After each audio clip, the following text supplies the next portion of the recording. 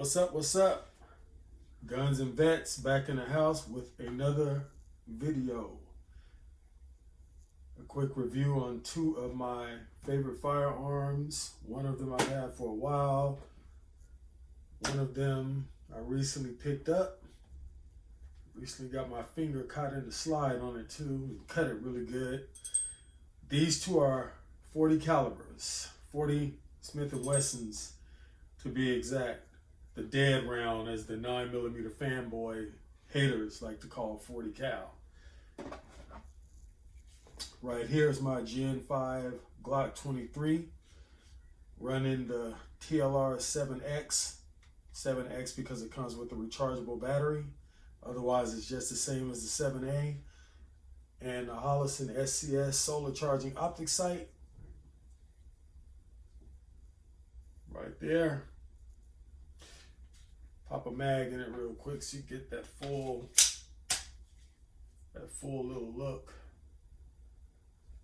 This is one of my guns that I consider to be Mr. Perfect because it's good for all four of my routines. As usual, let me show that it is clear. Lock that slide back. Mag is out, nothing in the chamber. When I first got this gun, I was racking the slide and I had oil on my finger. And as I racked it, the slide went back and came forward. As my finger got caught in there, it cut it open and took a big chunk out of the side. It's healing up good, so everything is good. But the reason I say Mr. Perfect, for me, this gun is good for home defense, open carry. I love open carry, even though I conceal more. Concealed carry, and it's also good to take, out in the woods on hikes, stuff like that. So it's got all four uses for me. 40 cal. Over here, we have the Gen 5, the Gen 5 Glock 22, running the Enforce Wild 2 weapon light and the Holosun 507C solar charging optic. Let me show that it is clear so I don't get my finger caught. Okay, no mag in it. You can see that it's clear. Everything is good. Get one of those good views with the mag inserted. These mags are loaded, but I'm not racking the slide, so YouTube shouldn't punish me for that. But there you go. Take that out. I want you guys to let me know what you think about 40 cal. To me, I don't have any problem with the little extra recoil that 40 has over 9. It's just a little. I had this one at the range today, and I had it with my Springfield Echelon 4.0 compact, and it was just a tad bit snappier than the 9. For me, I don't have little weak wrists and stuff like that. I'm not recoil sensitive, so I don't have a problem, getting a gun and just going to town and having some fun on it. I know how to lock out. I work out enough to where I have enough functional strength, grip strength, and my elbows and shoulders, everything that you use to lock out when you shoot, to keep the gun, under control and stuff like that. This one is a little softer shooting because it's bigger. If you notice, this one has the beaver tail on it, the back strap, which gives it more beaver tail. Both there, this one.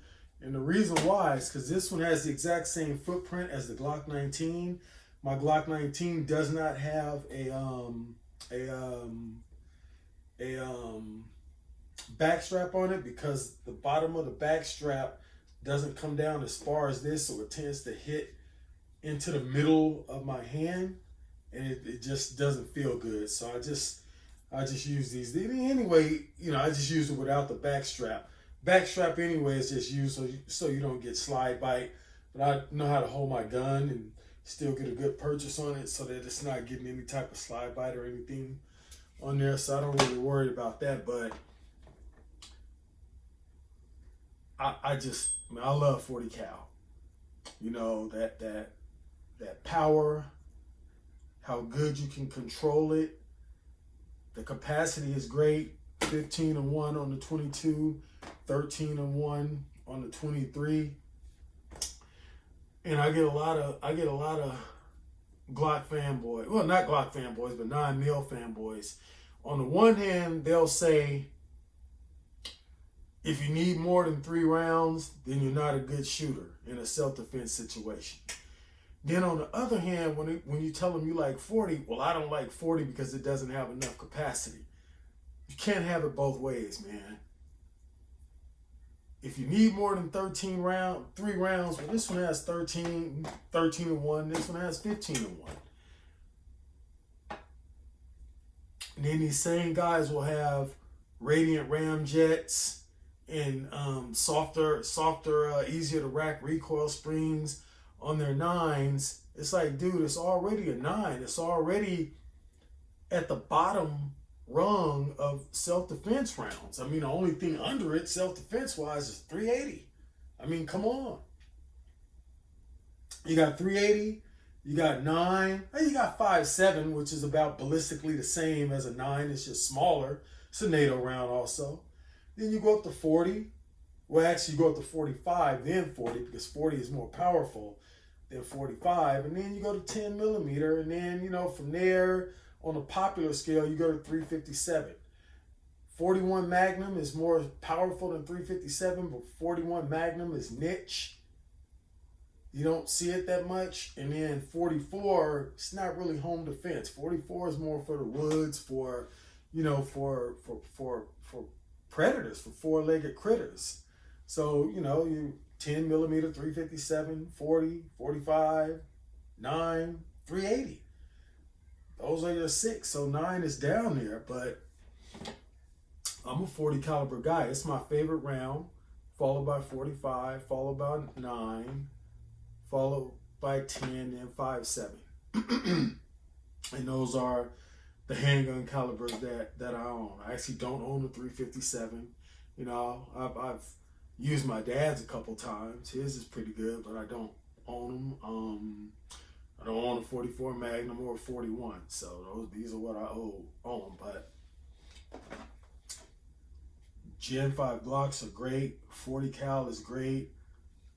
Ambi, you know, slide catch, switchable mag release, front and rear serrations, 4.02 inch barrel, flared mag well, Glock marksman barrel. The stippling is good on here.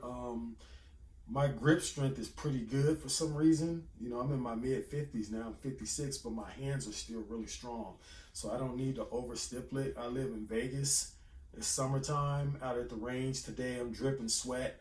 You know, I still had no problem, you know, getting that proper purchase on there. I see a lot of people that hold their elbows in when they shoot. Me, I tend to hold mine out. It helps me because your shoulders follow the path of your elbows, so it helps get a good lockout. Lean into it and you know, and let it rip, you know, so I don't really have a problem holding it, you know. Same for this one, even with, why do I keep hitting that? Even with the you know, with the back strap on there, you know, it's still coming in on that back strap. Get up under that beaver tail. Get that thumb up, you know, under there, and no problem. No problem holding it. I think 40 cal is one of those just like excellent rounds. Over here we got Federal HST. Over here we got Spear Gold Dot. Both of them are 165 grain. About the 2 best bullets that you can get, you know. And I love them. You know, this one is fairly new. Haven't had it that long. You know, it comes with the usual stuff. Don't need to get in that. It's got a lock, the paperwork. This one didn't come with the plates though, even though it's MOS, and this one did. And the guy said, well, it doesn't come with them, and that sold me the gun. I'm like, when my 22 has them. I think what they've done is taking the plates out and selling them separately. And I was so happy to get the gun, I didn't even think about it, you know, and I should have been like, you know, I should have checked that, but I didn't think about it until I got home. It doesn't really matter because this one has plates, and plus the Hollison is direct mount. I'm not gonna really use anything on this gun that doesn't co-witness. Even though over here this doesn't co-witness with the sight, I did have to put a plate on here because this one has an RMR footprint, this one has an SCS footprint. So I think I'm going to get some Trijicon night sights that'll co-witness better with this. But I do have the dot zeroed to where as long as the dot is at the bottom of the window, when I you know, get a purchase on it, and with Glocks, you're gonna go barrel down on them anyway. You know, you're not gonna go barrel up or straight. You know, you always tend to come down a little bit with your Glock. But as long as you know, as long as it's at the bottom of the window, all my shots are excuse me, all my shots are on target. My other guns I have a couple other guns that I consider to be like Mr. Perfect. My Glock 45, my Beretta 92 GTS Centurion, this one, and my Springfield Echelon 4.0 that I had out at the range today. I figured, to me, those 4 guns. Do I have anything else? I have a Glock 19, but I wouldn't take that into the woods over a 40. So the Glock 19, and I wouldn't take it over the Glock 45 because the Glock 45 is the same as the Glock 19, but it has a longer grip and holds 2 more rounds per mag.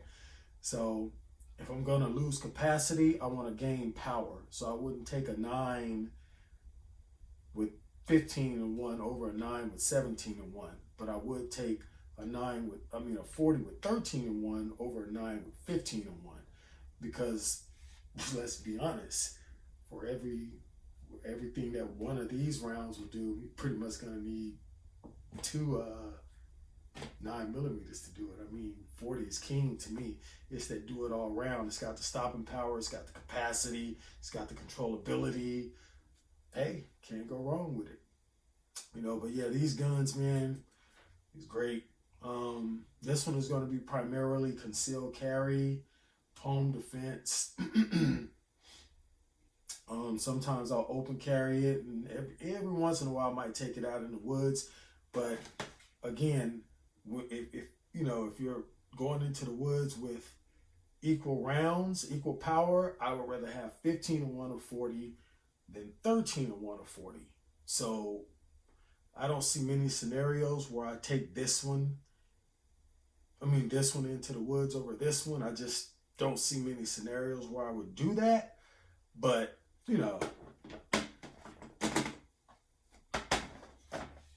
can't go wrong with 40 cal, man. I know it's the dead round now, as the haters like to say, oh, 40's dead, nobody's using 40.